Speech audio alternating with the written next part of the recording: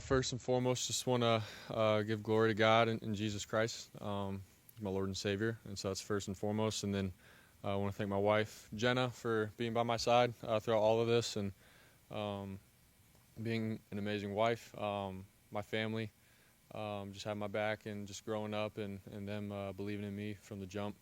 And then just want to thank my agent Kyle just throughout this whole process and doing an amazing job. Thank you, Kyle. And obviously I want to thank the Niners, Jed York, the whole York family, Kyle Shanahan, John Lynch, Prague, Brian Hampton, all those guys, man. They did an amazing job. And for them to have my back and believe in me to lead this franchise and organization, man, I really appreciate them all. So with that being said, let's go. Moment the last few days, have you taken some time to just reflect on your journey from unrecruited high school player even before that to where you are now, and what has it been like? Yeah, I definitely have done some reflecting and just the process of all of it, not trying to be somebody that I'm not and rush the process of being a football player and getting better.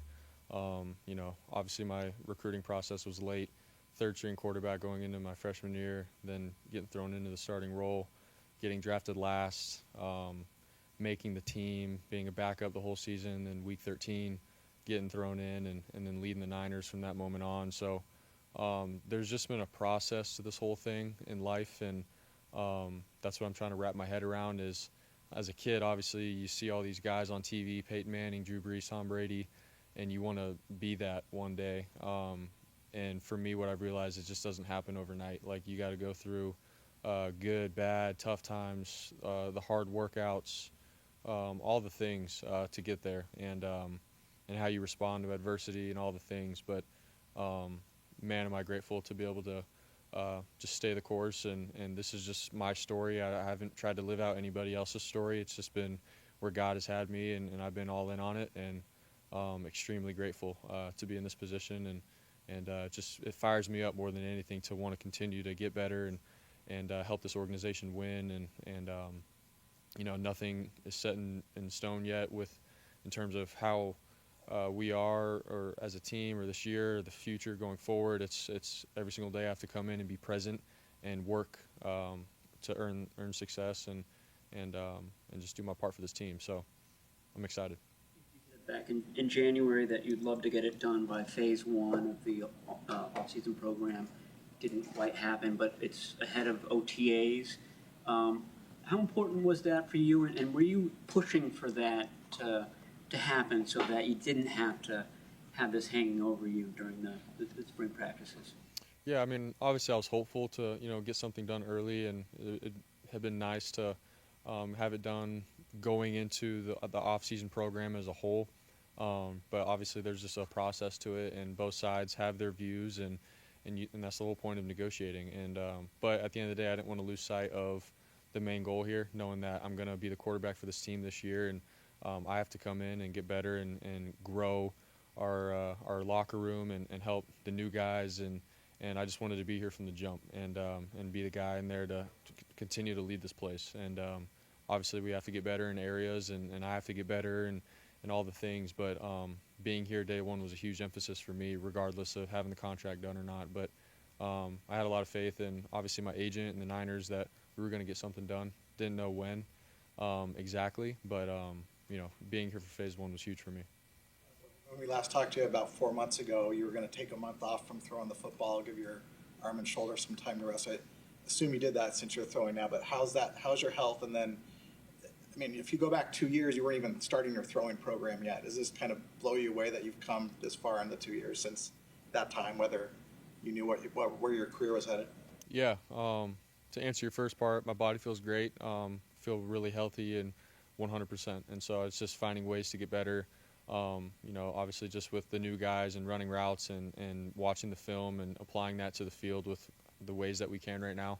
And then, yeah, just 2 years ago, obviously coming off of surgery, I didn't have OTAs, and even camp for me was 2 days on, 1 day off. So I was missing a day. And so just being grateful that I'm out there and actually getting better and throwing and having an off season to work on fundamentals has been huge. And obviously I said that last year, but this year, we didn't make the playoffs, and we had some time away to actually decompress and think about, how the season went and actually do some real reflection. The year before, Super Bowl, and got married, and it just went so fast, and boom, we're right into the next season. But man, was I itching to come back, and just excited to get back with the guys, and just the energy and all the guys' mindset now coming back, man. The locker room, the workouts, in the weight room, the film room, you name it. Like there's a new kind of like re-energized feeling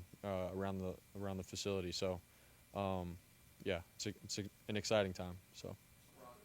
How involved were you with the process, and are there any terms or specific things that you felt strongly about that needed to be in that negotiation?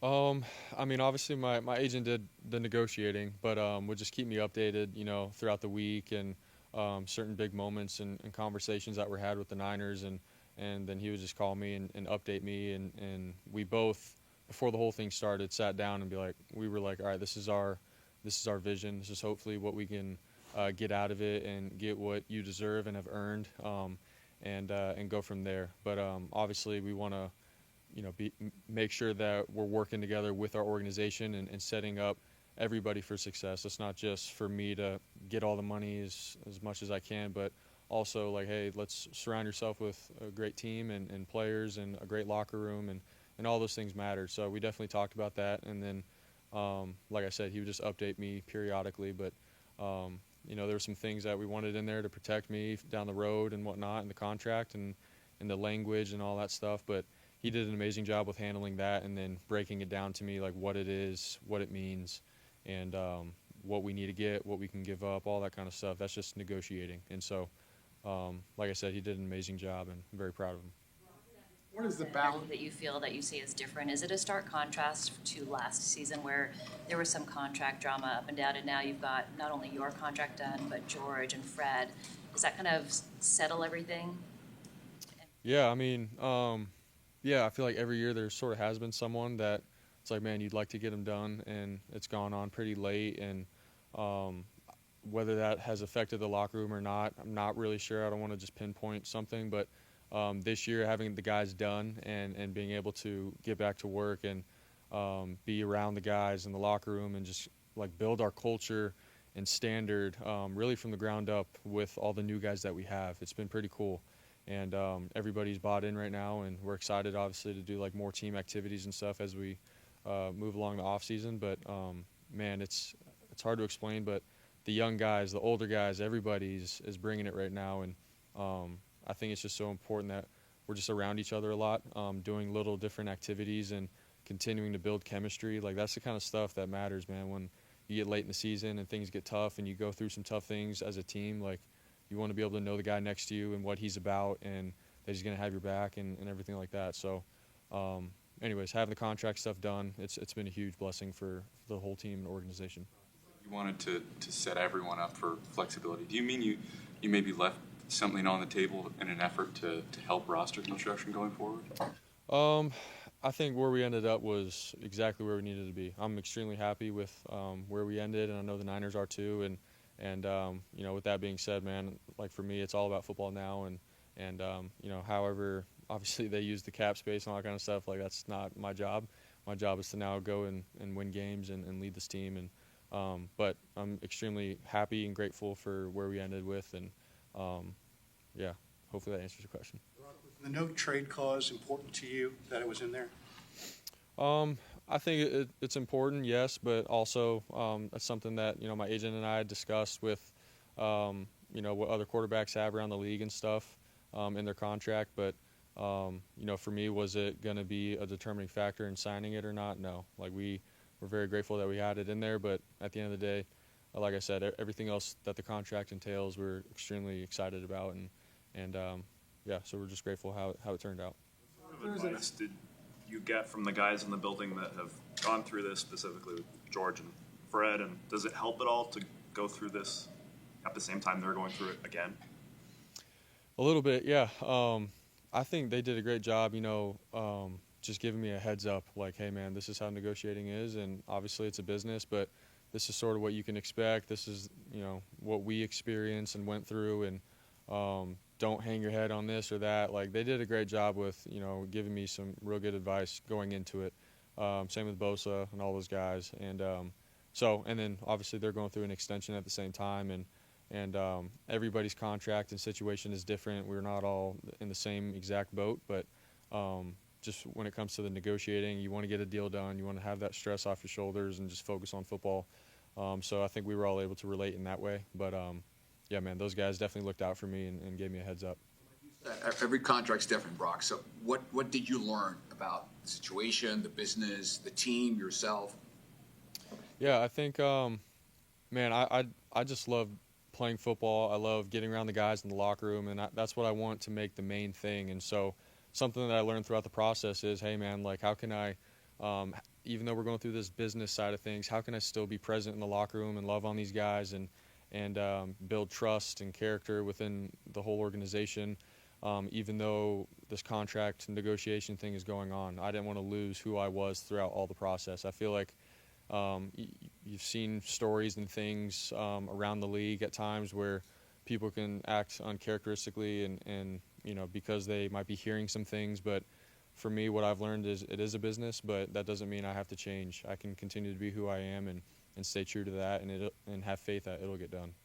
Brock, there's an idea that you're such a nice guy and been paid relatively little, and that you're so nice that you weren't going to, drag these things out and everything. I mean, is there any element of that? Because at the same time, this is your market, you've earned this. I guess, was there a balance between, hey, I don't want to make this difficult, but I also want to, get what I deserve?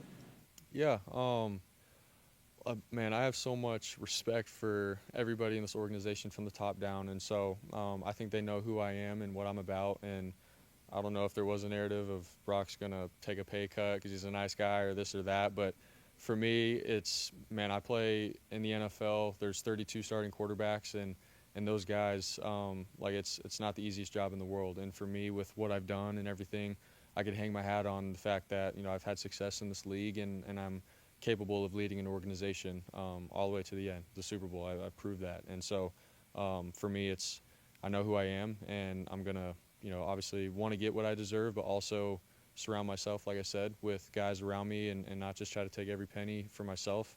But that's the whole point of negotiating. You go throughout that, you try to meet in the middle ground, and where we ended, man, I'm extremely grateful and happy with. So, yeah. This offseason started with 6 or 7 starters leaving and not a lot coming in. And meanwhile, you got your own negotiations. What were you thinking during that period? Were you communicating with 49ers always saying, we're going to get to you, this is not across the board cutting? What was the kind of the messaging back and forth then? I mean, they all, like, called my agent, and we're definitely talking pretty early. And so for me, I knew that, they know and think that I was a priority at the time, even though there was a lot of changes and turnover happening within the organization and players. So I knew that they were thinking about me and that they were talking to my agent and stuff. But like I said, with the timing of how these contracts and things happen, they don't just happen overnight. Like, there's a process to it. And I was just where I was at with my life, being with my wife and training and not trying to get consumed with, I need to get this done by next week or the week after. My mindset was it could take however long it takes, but I need to get better this off season. And obviously I was finding out, just like everybody else, with my teammates leaving and going to other teams and places, and I was extremely happy for them getting paid and all that kind of stuff. But I also understand that, man, that's the nature of the sport. It's a business, and players go to different places and stuff, and you got to bring in new guys and build up a new culture and team, and that's part of it. But I didn't get consumed by it. Obviously it does, suck when you build up this brotherhood, and Dre Greenlaw was my locker room partner, and but right next to me, and then now he's gone, and it's like, man, that stinks. But it's also it's part of the game. So still trying to comprehend it a little bit. So You mentioned earlier that you had big up and down moments throughout the negotiation, being prepared for those. What were 1 or 2 moments along the way that maybe helped you believe it was getting done, or even maybe the opposite way, that it was going to take a while? Yeah, I think, there was just it was just an open communication from the get-go. I think I always had faith that all right, they started with a very respectable first offer, and from there the communication between them and my agent was great, and they talked a lot, and there was no drama involved, and so for me, I think all those moments added up to be like for me, I just had faith that it was going to get done, and that these guys had my back, and that they want to get something done relatively quick and smooth and all that. But and then obviously last week we knew that we were at the number, and we just had to get a couple things figured out within the language of the contract, and that it was going to be a go. And I just didn't know what day that was going to be or whatnot. And sure enough, we were golfing. My wife and I were golfing at the Olympic Club with Jake Brendel and his wife, and yeah, we got a text from my agent saying it's done, and answered John Lynch's FaceTime, and so yes, it was the late course, yeah. So Asked about the progress with this deal, and he said there's no guarantee that it would get done. When you heard that, did that surprise you? How did you take that? I mean, it's the truth. You never know with how negotiations go if something's going to be said in a certain way that makes the other party, a little bit frustrated or whatnot. And so it's just the truth. And that's, I didn't take any offense to it at all. Obviously, for me, it was where am I at in the off season? How can I get better? And things are always going to be said in the media that may come off in a certain way, whether it's true or not. And so I didn't buy into every single thing that people were trying to make it to be. And so obviously I knew like what was real and what was happening behind closed doors, because my agent and I were literally talking to them and stuff. So it's all good. Yeah, told us that you've had a great offseason and that you really have embraced things and you want to be coached hard. You really want to get better. Is there something looking back at last year that you can point to that you specifically this offseason are trying to improve at? Yeah, I think, man, just fundamentals in general. And I know it sounds, cheesy or whatnot, but just watching the film and stuff, like my footwork and being on point and not getting too comfortable within a situation or game. I actually have gone back and watched a lot of my rookie tape. And when I first got in, how I was on it. And all I knew was what they coached me, my footwork, and where my eyes need to be. And so sort of syncing back to those fundamentals and applying that to OTAs and the field work every single day, and having that fire in me every single rep. And so it's been pretty cool. And then obviously just being around the young guys, man, and them coming in and not knowing a whole lot, like seeing like, hey, this is how the coaches teach it and it works. You got to trust that and go all in on that. So, yeah, the fundamentals. It was the elbow and last season getting past the Super Bowl, and then this season the contract. You kind of feel personally, professionally, just a sense of kind of calm and being settled into where you need to be. Yeah, I think that's just something that I've learned in the NFL. Man, there's always going to be something that you're going to be going through or facing, and it's never going to be perfect. It's never going to be easy. But I know who I am. Like I've said to you guys a million times, like with my faith, and it's bigger than football. But I think knowing that has allowed me to handle all the things that come my way, whether it's a surgery or a contract or losing a big game. I know who I am, and it just fires me up to go and defy the odds after that. And so, yeah, it's just part of it. Is there something fun or special that you thought, hey, when I signed this, I'm going to buy this for my wife, my parents, even yourself? Like, is there a big purchase or something? Maybe it's something small that now you can actually go get. Man, we're still thinking about some stuff. But I don't know. I've always been a big fishing advocate, so I was telling my wife, and she's annoyed with me, but I'll say it. But I'd like to get a bass boat one day. So, yeah, that'll be my first big purchase. Anyways, thanks, guys.